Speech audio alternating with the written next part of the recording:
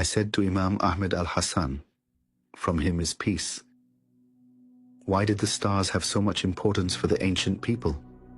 The Imam said, do you have a television? I said, what is the relationship between the stars and television? I paused thinking about it and the Imam remained silent. I suddenly exclaimed, aha, the stars are used for broadcasting information? The Imam said, you are intelligent, my son. I wish to test your intelligence. I said, glory be to God, so they can operate like satellites. The Imam said, yes, rather they are much better and much faster. We shall use this knowledge in our state, God willing. I said, so what is the receiver which is used to receive the information being broadcast? The Imam said, there are ways by which we can receive the broadcast. I said, increase me please, my father. The Imam said, for example, through the same receivers which are used today to receive satellite signals. You can make simple changes to it. I said, and then what? The signal will appear on the television screen. Is it images or words or audio or what? The Imam said, yes, and it will cause the broadcasting companies to go completely bankrupt. We shall strike them economically. You can, through the stars, receive audio that emitted from this earth. For example, the sound of Prophet Adam, peace be upon him, or the sound of Prophet Muhammad, peace be upon him and his family. I said, aha, so can we see the entire past, or is it just audio? Can we see images from the past?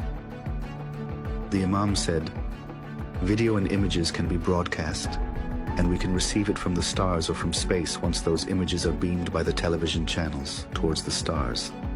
I said, yes, so in regard to the past we can only hear the audio. The Imam said, yes. I said, that is such a great matter. The Imam said, we shall make it to where the satellite channels no longer have to pay fees to the satellite companies anymore. They will be able to broadcast their signal without membership with a satellite company. I said, glory be to God. The Imam said, and there is another thing. Petrol and energy will no longer have any value because the salt water of the seas is the greatest source of energy. The salt water of the seas shall replace petrol, and it will not be polluting to the environment. I said, you shall be the most dangerous man on the face of the earth to these corporations. If human beings were taken out of the rat maze that they were placed in, if they were taken out of the guinea pig wheel that they are placed in by the elite, where they have to constantly chase and put all of their energy and their thought and their focus into the daily bread, right, and the sustenance and their needs that they need on a day-to-day basis, if they were provided those needs, if they got their 3 meals, if they got their clothing, if they, each and every one of them, had a house to live in, if they weren't occupied anymore, if the dollar became nothing more than a piece of paper for them, if gold and silver lost its value, the human being would still remain unsatisfied and unhappy. But he would be comfortable. And now he would have the ability to seek happiness. And he would only find happiness in doing for others. And so the human being in the divine just state, having all of his basic needs taken care of, he would begin to want to serve mankind. And the new currency which would emerge would be a currency of services, accomplishments, all right?